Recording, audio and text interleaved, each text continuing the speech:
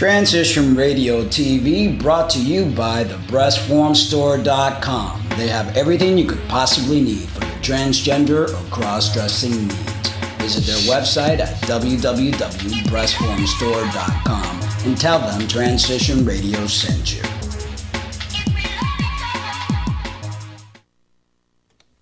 The following ingredients include a look behind the scenes. Cook uncovered until hot. Add grooves to taste. I would like, if I may, to take you on a strange journey. Once upon a time, there was a little girl.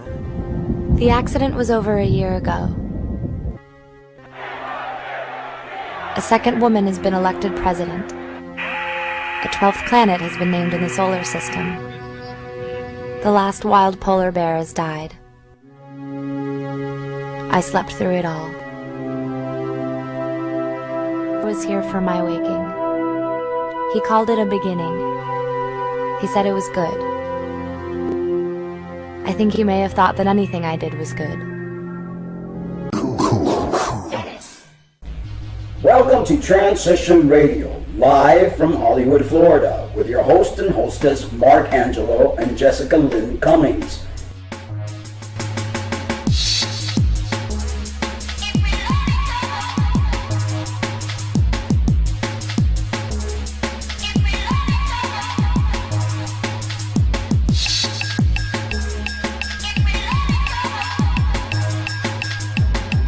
Show for trans folks by trans folks, here to let your voice be heard.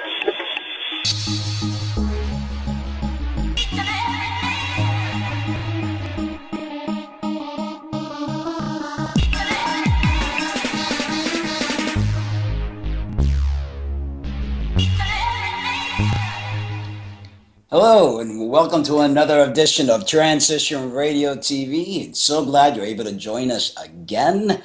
We are coming live from Well Manors, Florida. Yes, indeed. And this weekend we have festivities, the Stonewall festivities. Blah, blah, blah, blah, blah, blah. And, yeah, can't wait to be part of that. It's going to be very exciting. We also want to give great thanks to all the great feedback we've been getting from those that have watched Taboo, the National Geographic show that Jess and I were featured on. We've been getting tons of emails and replies and all wonderful things. But enough about that.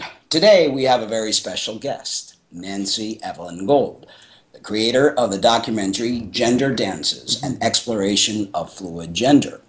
Being born in 1964, Nancy considers herself born into the 60s, but not a child of them. Nancy's mother, like many women of her time, was given the synthetic estrogen DES. This led to many of Nancy's internal drives to be naturally feminine, leaving the question of her being intersex versus transsexual always unanswered. Nancy would sit to pee and had soft features always. In 1975, at age 11, Nancy would see an episode of Medical Center where TV's Mr. Brady came to the medical center seeking a male-to-female sex change. The extremely well-written episode answered her questions, and from that point on, it was clear to her that surgery was the only route to happiness. Life, however, is rarely that easy. Fearing losing her family or being committed to a mental institution, Nancy kept her desires a secret and tried to live as a male, including getting married in 1989. In late 1992, the top began to blow off, and it was during the 1993 March on Washington that Nancy made the decision to follow her heart. It was at this time that her parents threatened to have her committed, and they settled on no contact, which persists to this day, some 20 years later. On August 8, 1993, among a group of friends at sundown, Nancy introduced herself to the world and never looked back. On the 25th of that same month, the following year, she was fortunate to have successful sex reassignment surgery. In junior high school, Nancy was introduced to making live television, and she later took some random film courses. In February of 2013, Nancy began pre-production of Gender Dances, a film about fluid gender expressions. The film is currently in production and promises to deliver a final product with a raw edge that looks at trans men, trans women, and allies in an unflinching manner. The film promises to openly look at sex, love, life trials. There will be no off-limit subjects.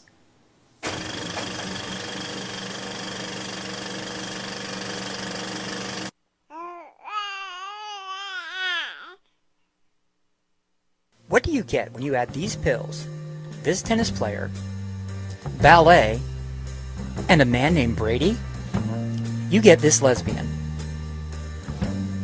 In 1963, when my mother was pregnant with me, doctors, under the mistaken belief that this drug, DES, would prevent her from miscarrying me, set into motion events that I had no control over. DES caused many sexual birth defects and is believed to be the reason behind many transsexuals, male and female. I wondered why I didn't get to go to ballet. My father would yell at me because I often sat down to pee.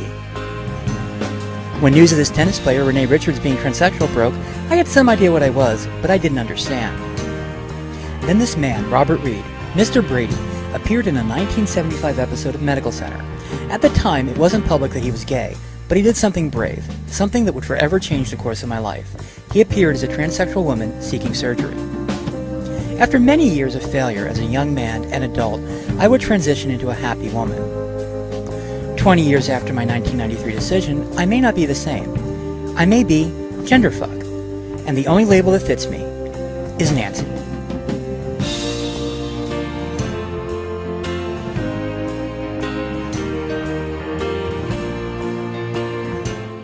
And now welcome to our show, the amazingly talented Nancy Evelyn Gold. Hey, Nancy. Thank you, Mark and Jessica. Nice to be here. Nice to have you on our show. You know, it's really funny regarding DES. I just want to give some quick props. That trans man you saw in that opening montage was Chance Thomas, a member of the cast of the film who loved showing off his post-surgical chest. And I sent that picture along because I thought we might talk about it for a sec. But I just want to point that out, that wasn't me. Really? That wasn't you. No, we know it wasn't you. I mean, I put that in there as part of the whole montage of pictures of the actual behind-the-scene filming and then the trans man. Yes. But we knew that wasn't you. At least we knew. Now everybody else knows that wasn't you. That's good. So tell us a little bit about that trans man. You said you wanted to talk about him before we go on our Q&A. Well, I don't want to interrupt the flow, but basically Chance is a pretty amazing man. And taking advantage of the fact that he's now legally male, he likes showing off his chest. You know, I don't get to show off my surgical parts. It would be illegal. But for him, moving from the female box to the male box, he can now show off his beautiful chest whenever he likes, and he does it quite a bit. And I'm really proud of him for it. Everyone should be able to freely express their bodies, and it should not be considered a taboo. Right. Because, you know, we're born that way. It is our body, and it's has nothing to do with being sexual unless you're engaging in such a thing. But yes, we trans guys are very proud of our chest, and I am proud of my little hairy thingy. But yes, I'm still unfortunately a part of the itty bitty titty committee, so I'm not gonna take my shirt off anytime soon. I am lucky enough to have 42 Ds naturally grown. I've been told I'm the largest chested trans woman most people have ever met. Oh my god. Wow. Wow. Let's get into the topic of DES. I was born in Cuba, and my mother was miscarrying every child that she attempted to conceive. And the doctor gave her DES, and you know, I did a lot of research on them because I kind of wondered why, you know, I was born the way that I was and I felt the way I did. And I know that my mom took lots of medication. She had a thyroid condition. They removed one of her thyroids, and she was on thyroid medication from the age of 8, and then she couldn't conceive, or she would get pregnant, but she continued to get miscarriages. So the doctor gave her the wonder pill of DES, and here I am. In your opinion, tell our viewers a little bit about this drug and how it affects gender identity. Well, I had a talk with a really fantastic doctor who God, my glasses are crooked. It's driving me crazy. Who way back when we talked about DES, what she said is DES creates lesbians, either through masculization of the female baby or feminization of the male baby, because the way they kind of explain it medically is If you put too much estrogen in the system, it converts to testosterone. If you put estrogen over the testosterone, it takes over. So basically, a lot of us formed under the wrong sex hormone. And when I wrote the article Reengineering Nancy back in 2000, something I mentioned was that hormones do the real work of the body. Genetics tell the hormones what to do. But as we all know, as those of us who are post-transition or pre-transition or whatever, when we go on hormones, things happen. For trans men, voices get deeper, hair shows up. For women, we don't get better voices, but we soften up. I don't have any hair growth anymore. I got breasts. Different things happen for different reasons, and hormones are the reasons. I didn't change my chromosomes to XX, but the hormones did it. So if that hormone, estrogen, was in my mother when I was in her, weird things happen. And female babies can have all kinds of birth canal type, gender specific problems, and so can male babies. Female babies are better understood, but male babies have also had various penile problems. I suffered from something called microphallus. I also had a mystery surgery when I was 3 years old that my parents never fully explained to me as to what they did, but some form of problem was repaired at that time. Yeah, I was taken to the gynecologist a lot, and I had an overly sized clitoris. I had a lot of hair, like the little, what do they call that? Happy trail. Happy trail. Treasure trail. And I always had a deeper voice than a typical female. And just a lot of things that I wanted to stand to pee, because that's what my brain would tell me, and all these stuff, and I contributed all to DES. And not to blame anybody, because they were doing what they thought was best. They were trying to have a child come to full term. And but that's what happens when we play with chemicals that we're not too familiar with. Well, the big problem is that the drug company that was pushing DES didn't have a reasonable study of any kind, and it was later shown that DES had no effect on miscarriages. And there's actually a video on the web that talks about it being that the FDA has actually said it's one of the greatest tragedies of our time medically, was that DES was given to women from the 30s through the early 1970s. Yes. Are you familiar with the word Christine Johnson, I think is her name? I actually spoke to her and read a lot of her information regarding it. She did this fantastic study and tried to publish it, or I think she did manage to publish it, but she had a lot of negative feedback from the DES company who was trying to shut her down, hush, hush, that kind of thing. But yes. Absolutely. Well, at this point, no one's going to want to take responsibility for anything. But yeah, I've read a few things. I haven't read her work, but yeah, everything I've read has disgusted me. Yeah. Exactly. Well, let me ask you, how did you feel when you first found out about sex reassignment surgery, and what obstacles did you face? Can I use the S word? Yes. Absolutely. We're on the internet. Okay, good. Well, with some people, depending on time, my first thought was, oh shit, and oh shit. Because, I knew from the age of 5, I have what I think I call the kitten effect. And everyone I've interviewed has the same. Trans men wanted to stand to pee, trans women wanted to sit to pee. Just like a cat knows it needs to dig in a litter box. I knew something was wrong, but I didn't have anything to explain it until I saw that episode of Medical Center. And so once I realized it was possible to transition, of course, at age 11, I fantasized about it. Every night when I went to bed, I went to bed wishing I'd wake up a girl. And, of course, not waking up a girl. But like I said in my bio, I believed I would be committed or disowned if I ever made the decision to do it. And eventually at age 29, when I did make the decision, I was almost committed and I was disowned. Yes. Definitely. And like you said, it's really funny because of programming. Here you have a child who's you were trying to pee sitting down, and I was trying to pee standing up, and want to do just everything that a male would possibly could do. And all I kept hearing was, oh, she's going to be a lesbian. That's what my aunts kept telling my mother and my father. You better watch out. Then they try to make me really girly and try to get all these special dresses that were tailored just for me and all girly stuff. And it's, I don't know. Tell us what happened on March of 1993 that made you decide to follow your heart. Well, I was kind of fortunate in some ways that my marriage was breaking up. luckily my ex-wife and I are still acquaintances. We'd be friends if we were living in the same city, probably. And because it started to break up, all of the cross-dressing I had been doing, all of the researching that I had been doing, all of the therapy I was in, trying to get rid of my transgender issues, flipped and went the other way. I mean, I saw this opportunity to be true to myself, and I actually was lucky enough to have money from being part of a startup in Northern California as a computer geek, and I took the money and I ran. Some people in the company I was working for thought that didn't know what to do with my money, so I got a sex change. And it was, no, I knew what to do with the money. I got a sex change. And there's other chemicals that have created, not just DES. I think there's a lot of chemicals out there that actually create the gender dysphoria. Do you find you're also very OCD? I have been a little bit, but that's something I for some reason I've overcome. Okay. But actually, most birth control, it's not just the synthetic estrogen only did it because that was what they were popularizing for transitions, or not transitions, for miscarriages.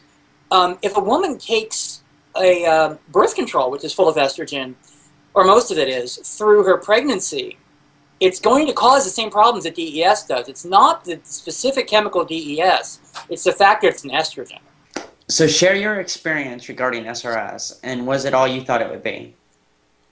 Wow, it's really interesting. I met a trans woman who's done a lot of her transition kind of by herself, learning through the internet. She asked me the other day, if 19 years later I'm happy, and I was like, absolutely. I was very lucky enough to see a very talented surgeon by the name of Dr. Toby Meltzer, who at the time was practicing in Portland, Oregon. He now practices, I think, in Scottsdale, Arizona. And I was lucky enough to be among the first handful of trans women in the United States to get what was called the Yugoslavian clitoris procedure. And I got a working, functional, happy, properly sized clitoris out of the bargain for my $10,500. And it has made my sex life wonderful. I'm a very happy lesbian. And I cried that night. I was in surgery for 10 hours. And when I woke up and was told that everything went well and that my surgeon was happy with my result, I shed a lot of tears. I've had 2 major surgery events in my life. I've had SRS and I had weight loss surgery because I used to weigh over 400 pounds. I regret the weight loss surgery in a lot of ways because it's made me really sick. I don't regret the SRS for a minute. It didn't solve all my problems. People often ask, does surgery solve your problems? And it's like, no. It solved one big problem. If a woman puts her hand down my pants, she gets what she expects to find. And she's happy with it. I've had a lot of satisfied customers, pardon my ego. But, I'm happy with what I had. I haven't heard how they do things these days. I know that it actually, the pre-procedure for surgery, because of some of the things they learned from people like me, with having to do things like electrolysis on the genitals, which just terrifies me. Having gone through 400 hours on my face, I could never imagine anyone going at those old parts with a needle. But I'm happy with what happened. I chose the right doctor at the moment. And I can't tell you how much value for the dollar I got out of that. That's good. That's awesome. Satisfied customer is it's always a good thing. Exactly. Yeah. I wanted to say something when you said, haven't had a dissatisfied customer. Remember that? When you said that a few minutes ago? About when they reach in your panties and they find what they expect to find. Dissatisfied customer. Thank you. Please come again. Actually, one of my former very good friends who we've had a falling out for other reasons, the first time we ever met was a kind of a casual hookup. And I didn't tell her I was trans, and she didn't know. And she got furious with me when she found out. I said, why did I have to tell you I'm trans? And she said, well, I feel like you were lying to me. I said, no. And she goes, well, did you get off on the idea that I didn't know? I said, well, it made me happy, but I wouldn't say that it was a sexual turn-on. But, it was interesting. Yeah, it's funny how people take that. I mean, does it matter when you meet somebody and you like them? Does it matter what they have below the belt? and in your case, you had the right thing below your belt. It's not like you pulled out something else like, surprise! You know, you had what she expected you to have. Right. So it's really... You can imagine my surprise when I stuck my hands down his pants. Because I have not had this surgery. About, you know, I'm learning a lot about trans men. I'm getting an incredible crash education right now. And a friend of mine said, actually my roommate said, that he just got his new penis. And I'm like, well, that's cool. He said, yeah, it's a stand and pee and a stay and play. To which point I just lost it. The fact that these terms exist, they stand and pee and stay and play combination. So, you know, it's an all-weather penis. Yeah. That always freaks me out. What if you don't totally get the last bit of stuff? Because I used to, in the beginning when I transitioned, I used to have one of those pee packers. And I hated it because it's like sometimes you didn't get the piss all the way out of the thing and then it would go back and it was just, to me it was dirty. It was like disgusting. You could get an infection that way. Yeah. So I can't imagine having a pee and whatever that you have sex with, and what if you had some pee at home? It's like, oh no, I'm happy with what I have down below. I don't need to buy no $2,000 gizmo to, okay, time to pee. Let's clean up now. Time to, no. But that's me. I'm happy with what I have, and... I'm happy with what you have, too. Well, see? Another happy customer. Thank you. Please come again. No. Oh, come again. All right, let's change gear here a little bit. Let's talk about Gender Dance, the film about fluid gender expression. What was the catalyst for this film, and what do you hope to accomplish by creating this film? Well, the catalyst for making this film was that in the early part of this year, I've come out of several years of being disabled and actually being almost bedridden for several years. And I started looking for community first, and I got pulled into the trans community here. In fact, it was the drag king community. I started making a lot of friends with trans men. And the transgendered roadmap, or the trans roadmap, has changed a lot in the last 20 years. And I got a crash education. And I started seeing things differently than I saw them 20 years ago. 20 years ago, I was a vocal opponent of fluid gender. I thought that it was evil, bad, would ruin us all. I hated drag queens. I thought that someone heard trans, they thought of a drag queen, and it was a bad thing. And I've changed my mind completely. I looked at myself in the mirror and said, well, you know, I'm butch, I'm not butch, I'm a little male, I'm mostly female. And then finally it dawned on me, I'm genderqueer. And it's okay. In fact, my current girlfriend likes me that way. And in a recent post on trans role models, I said that, you know, if at any time in the last 20 years, my girlfriend had said that I satisfied any of her male needs, I would have said goodbye. I would have said, you know, I'm a lesbian, you know, pound sand, I'm out of here. But now I'm kind of like, I can't ignore my history, and I can't ignore that on a scale of 0 to 1, you know, in binary gender, I'm a 0.80 or a 0.75. And that by nature, a lot of trans men, because of the issues involved with phalloplasty and such like that, don't always identify as a complete binary male. And there's a lot of room for expression here, and I really think it needs to be seen. The lives of trans men and trans women, not just it's shiny, happy, we're all great and everything's fantastic. You know, our trials, everything. We need to see what it's like to live if you don't fit into a box.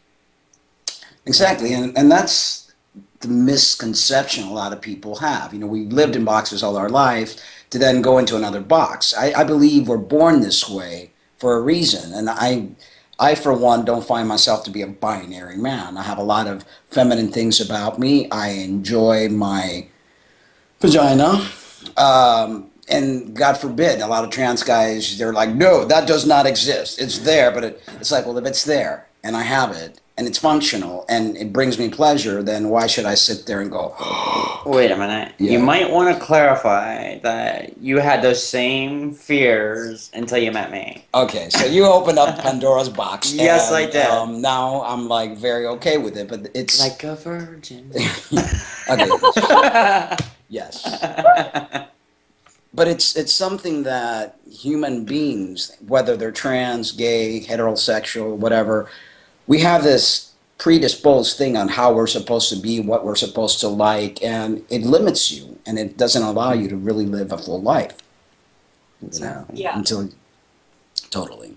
Well, here's another clip from Gender Dances that we wanted to share.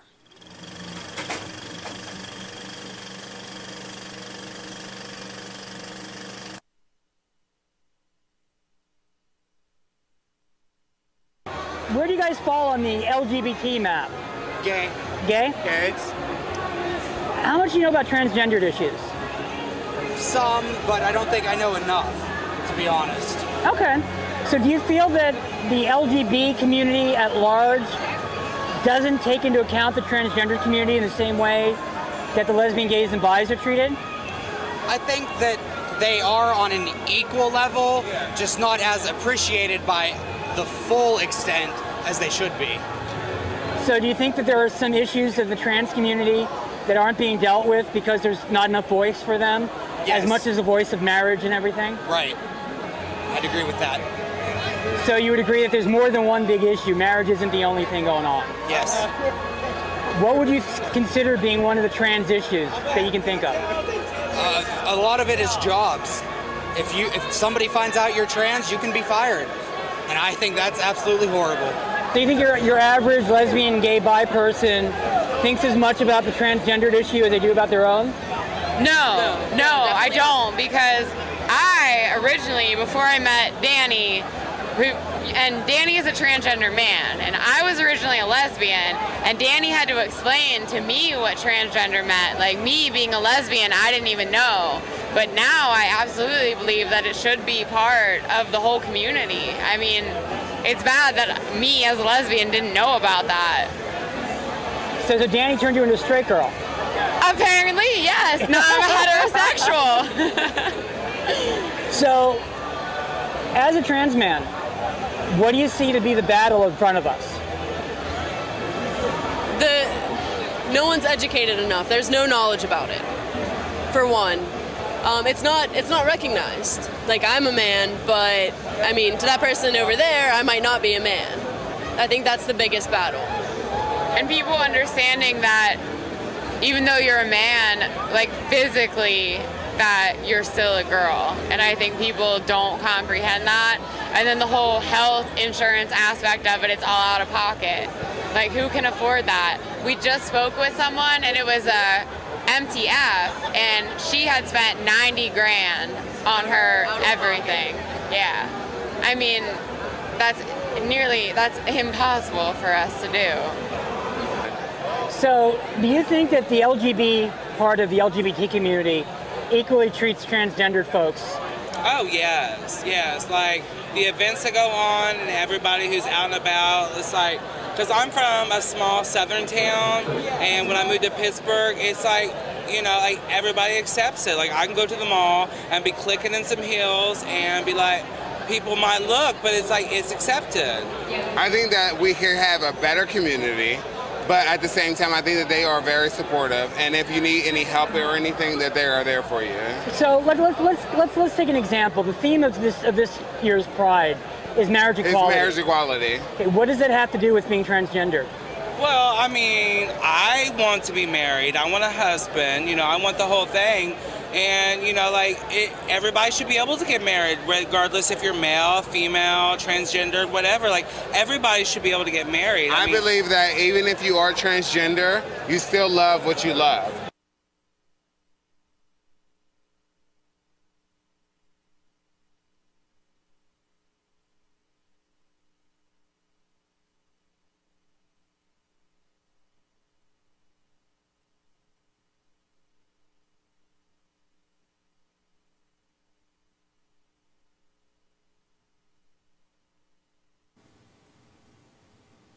Awesome. Very interesting clip. Absolutely. And it's, you know, it's so true. There's still such little education within the LGBT community. And I think that's one of the reasons we started this show, to try to bring forth a lot more education. And it's great that we went on an LGBT network with Joe at NOTSTR8 TV, and I think that has helped a lot with education and getting the word across. Yeah. Thank you guys for doing it. Yeah, we it's our baby. Yep, it's our little baby. So, tell us about the cast and those involved in the making of your film. Well, at the moment, I'm in the first round of interviews with most of the trans men who come from a group called Hot Metal Hardware here in Pittsburgh. And to give Hot Metal Hardware a plug, they're a group of gender performers. They're not just drag kings or they're not drag queens. They're trans men, drag kings, femme performers who perform gender-related stuff. I mean, they're in the drag king kind of vein. They perform every third Friday at Cativo here in Pittsburgh, and most of the Hot Metal Hardware group, the whole core group, is in the film. I have lots of performance footage of them, and I've been doing the first round interviews. And I believe you're going to be playing a clip later in the show, which is an interview of some of the Hot Metal Hardware folks, and a little bit of their interviews. And I'm getting more interviews, and we're now kind of moving into phase 2, where we're going to start looking into their lives, not just interviews, getting things like their other, their old gender pictures, talking to family. I have 2 couples involved, or 3 couples involved, actually, where we're talking to both couples. One of the couples has children, or 2 of the couples have children, come to think of it. And we're going to be talking about the impact on the children and the topics of sex. Is it okay to go, into a trans man's vagina, which I'm finding is more okay than I thought it was going to be. What a lot of them regret not being able to do.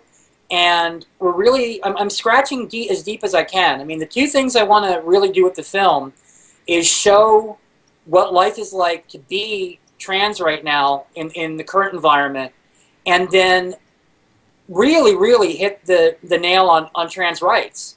And I'm forming a lot of opinions about trans rights in the LGBT community as I move forward in the film. And it's all these taboos and all these not wanting to do because now you become a man. I mean, I've had conversations with other trans guys in the past who are all macho, and not to judge anybody, everybody's in a different place. Mm-hmm. But it's, be happy with what you have, and not everyone can go all the way and spend thousands and thousands of dollars on a procedure that may or may not work.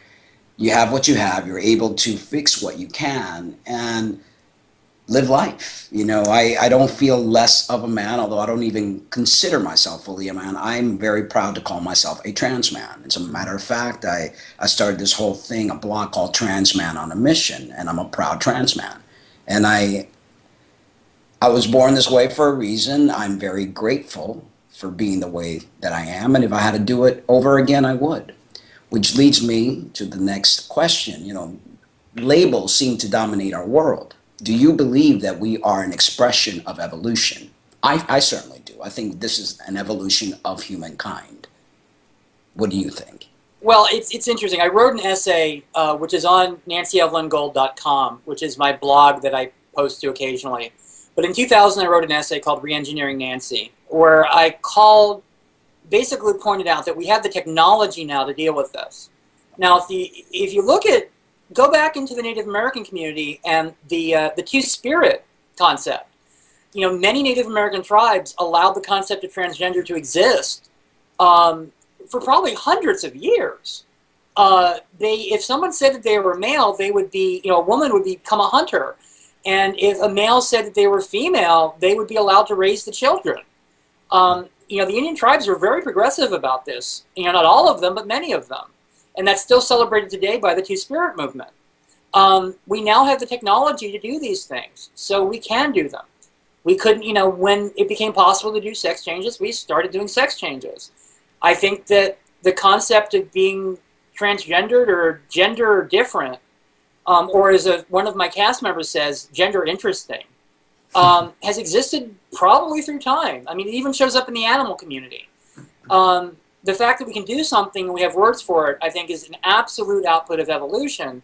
But I think the existence of us goes back probably as far as we go back.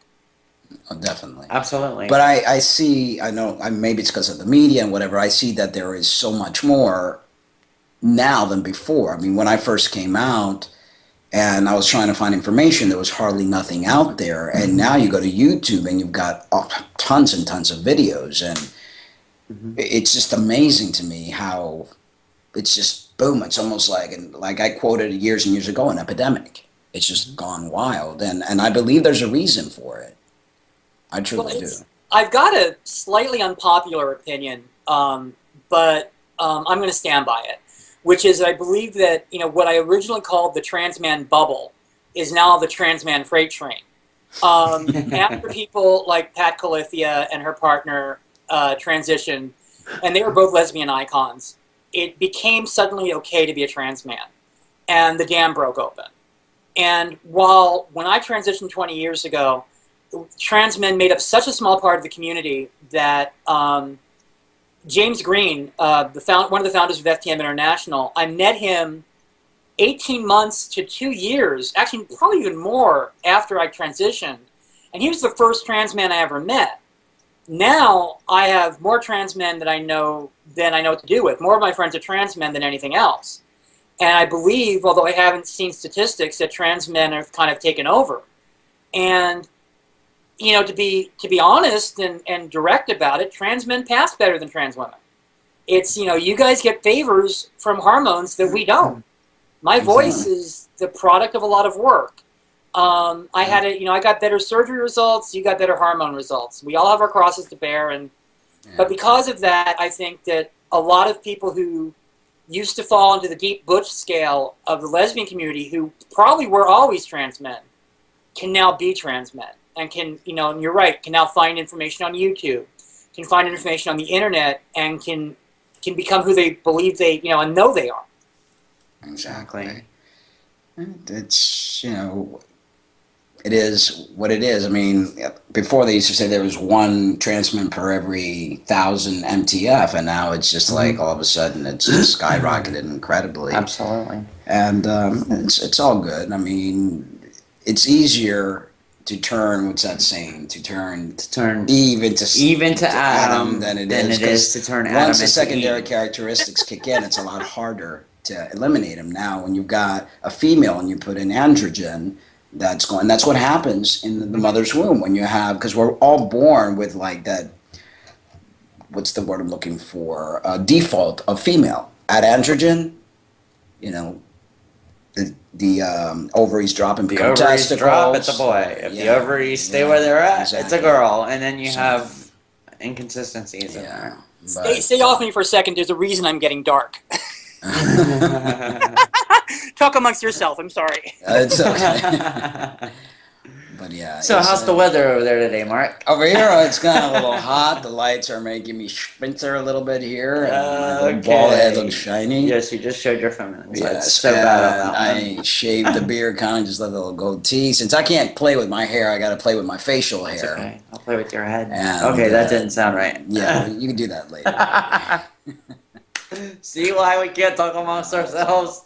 It always goes south. I know. That's what we do best. I'm back. You're back. Good. Okay. Welcome back. Welcome back. I was worried about that. I've got about a half hour on my light battery, so. Okay. Gotcha. Okay. Well, I believe we are here for a reason, and gender has played a big part in dividing humanity.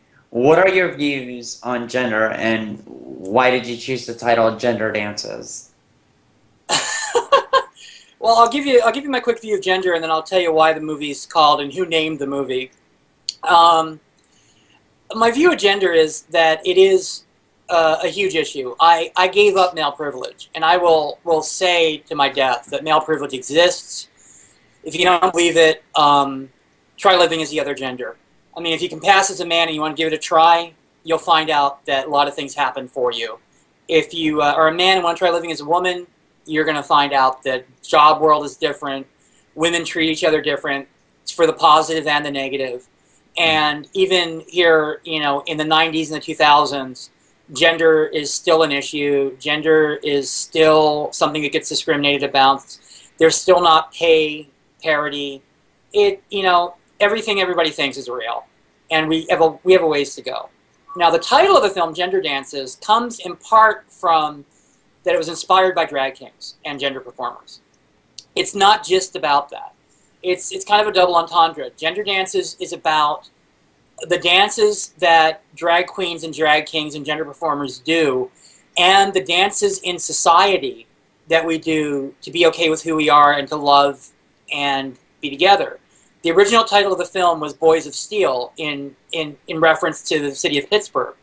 And the women involved immediately got angry at me. And I had a weekend of insane text messages. Actually, 3 weeks after I wrote down the working title, because nobody had read the working title on the documents yet. And Betty Page Turner, a fantastic performer here in Pittsburgh, came up with the term gender dance. And I liked that. But I said, why don't we call it gender dances? And the title stuck, and it went from working title to being the title of the film. And in this modern age of Facebook and Twitter and URLs, gender dances was available in every namespace I could find, so immediately it became okay. Oh, that's awesome.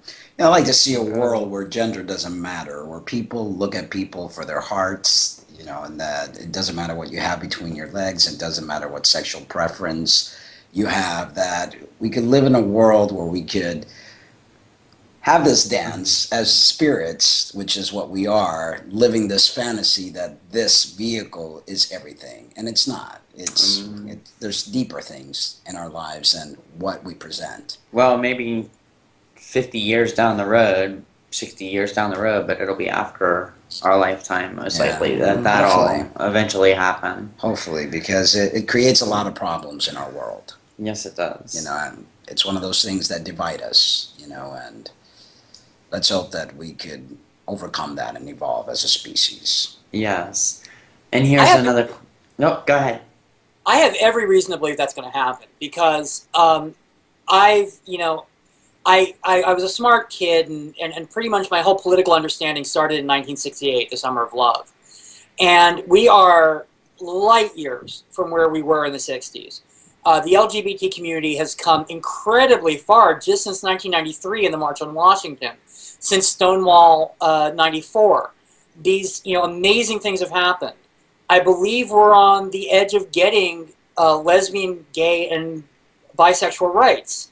I believe we're not so close on transgendered rights. But I believe that, in my almost 50 years around, I have seen a lot of change. And I believe that the next 50 years will get us places I don't think we can even imagine right now. Yes, definitely. I believe so. I believe with all the education, with more and more people coming out, I think once we get the religious brainwashing washed away, for lack of better words, that people will start accepting things a little bit more. And I think once people bring in that peace and acceptance within themselves, then it'll overflow, and hopefully humanity will follow suit. Absolutely. Did you guys catch the news today about Exodus International? Say that again, about who? There's a group called Exodus International, which was one of the most vocal gay recovery groups in the world. Yes, I'm going to talk about that at the end. Yeah, we're going to talk about that at the end of the show. We actually have, every end of a show, we have a little tidbit about articles about this, that, and the other, and that's one of the things that I'm going to... Sorry to force so don't spoil it for me.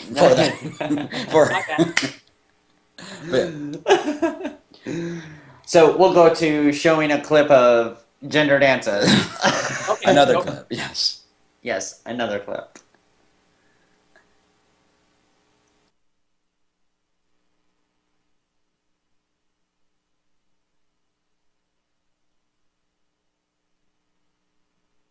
How do you feel about an organization like the Human Rights Campaign discounting us and basically saying, well, we'll fight for lesbian and gay and bi and we'll come back to you later? So, we're not human. It's the Human Rights Campaign, not just a select group of humans' rights campaign. It's bullshit. And they're basically putting us in a lower class.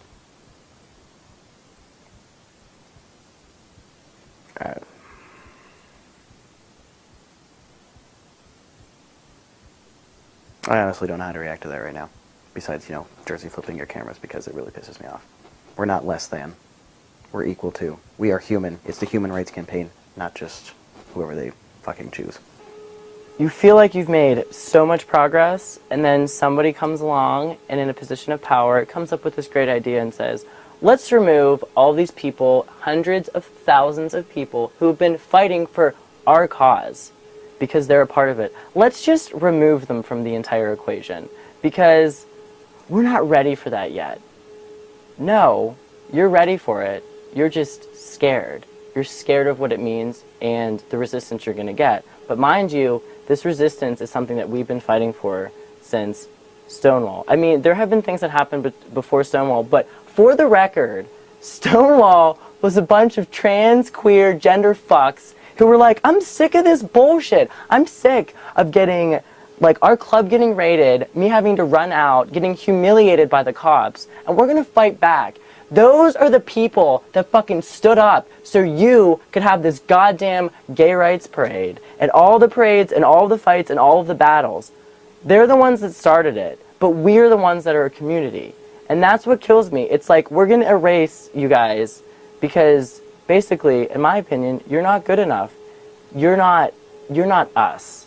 We're removing you. We're erasing you. We are erasing your history, and what's sad is that they're also erasing their history. I might be taking my equal sign off my Facebook accounts. So, no, that just, you have to understand, I haven't had friends like this since high school. They are really important to me. And I do not like my friends being hurt.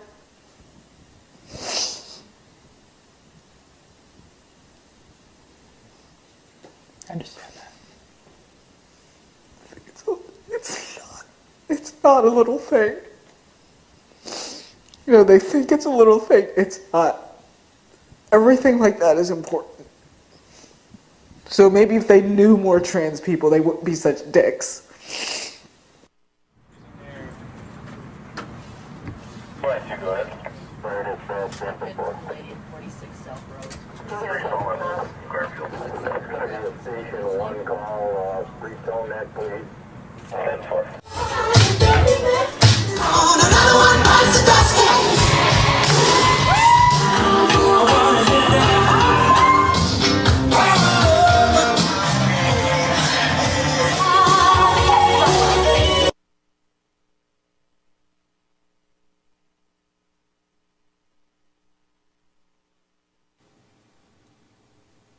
I'm psyched about Stonewall this weekend. Yes, yeah, definitely. 2-day celebration in Will Manors. It's going to be really, really cool.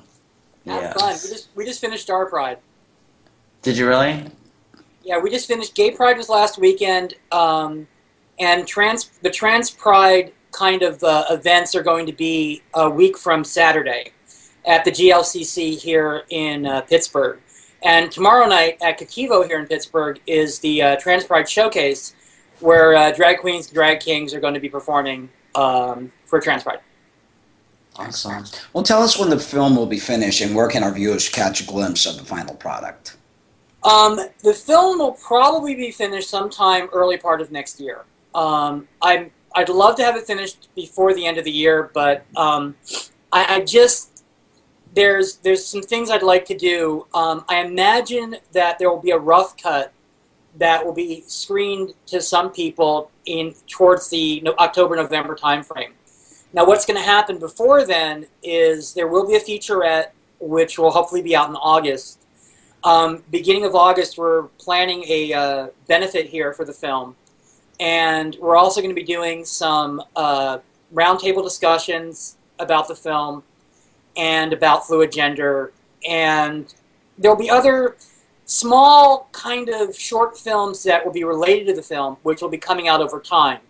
So my YouTube channel, Nancy Evelyn Gold, is a place where people can go to see the current promos, to see future promos. The Facebook page, facebook.com/genderdances. Everything that comes out will be announced there, and we have 865 likes, hoping to hit 1,000 soon. And I'm hoping to premiere the film next year at some trans film festivals. There are a few around the world, and maybe a few gay and lesbian film festivals, and we'll go from there. Who knows what will happen? I'm just going to make the best product I can make, as real as I can make it, and we'll go from there. It looks like it's going to be an awesome documentary, and we look forward to watching the final product.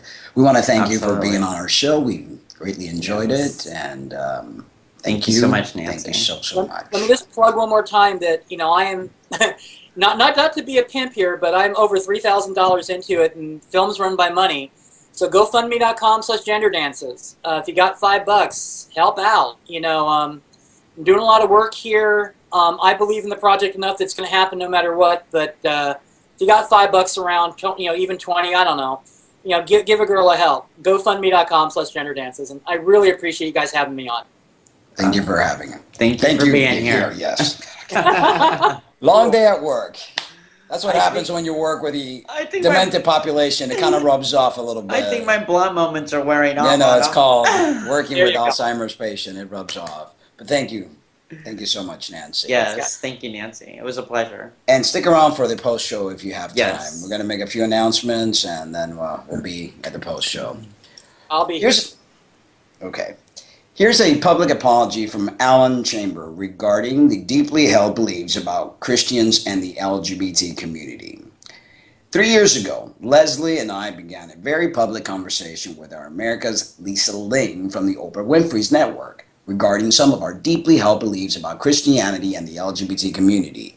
Today we have decided to carry this public conversation even further. While this conversation has and may well continue to be met with many different responses from supporters and critics, it is our desire to keep having these honest discussions in the hopes of arriving to a place of peace.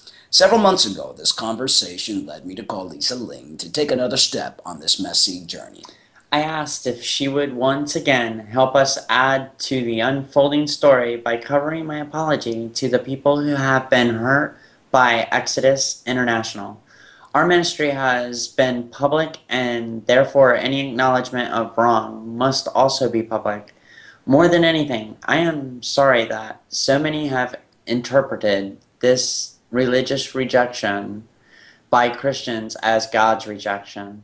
I am profoundly sorry that many have walked away from their faith and that some have chosen to end their lives. For the rest of my life, I will proclaim nothing but the whole truth of the gospel, one of grace, mercy, and open invitation to all to enter into an irreversible relationship with the Almighty God. You have never been my enemy. I am very sorry that I have been yours. I hope the changes in my own life, as well as the ones we announced tonight regarding Exodus International, will bring resolution and show that I am serious in both my regret and my offer of friendship. I pledge that future endeavors will be focused on peace and common good. Moving forward, we will serve in our pluralistic culture by hosting thoughtful and safe conversations about gender and sexuality, while partnering with others to reduce fear, inspire hope, and cultivate human flourishing. Yes. That was, we accept the apology. I mean, yes. It's, I believe the religious sector, the organization have done a lot of harm and have, they can't speak for God. And, I know we've had shows in the past with religious groups that are trying to create a little bit of healing with what has taken place. And I think it's good timing for him to have done this. And yeah, definitely. Hormones are taken for granted when your gender matches your body, when upstairs reflects what is down below. We transgender individuals get a new lease on life when we finally administer the right serum in our bloodstream. We change in such remarkable ways that the glow of happiness shows in our smile. Hormones are everything and are our lifeline. And here is the transition video of the week with Fabiana Andrea. Hope I said that right.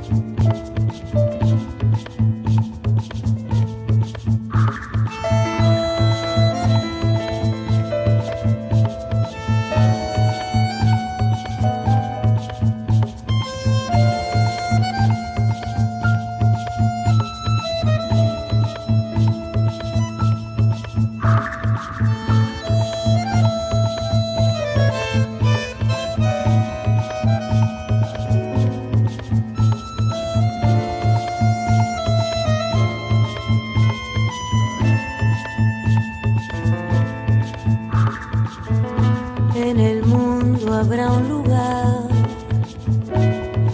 para cada despertar, un jardín de pan y de poesía, porque puestos a soñar, fácil es imaginar esta humanidad en armonía.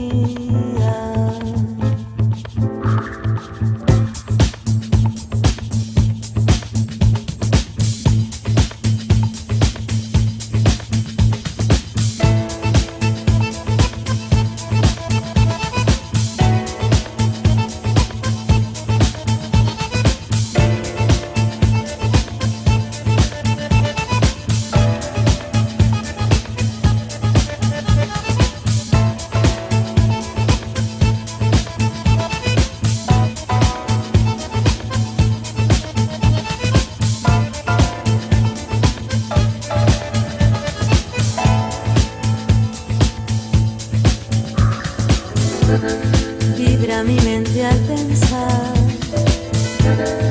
en la posibilidad de encontrar un rumbo diferente para abrir de par en par los cuadernos del amor, del gauchaje de toda la gente.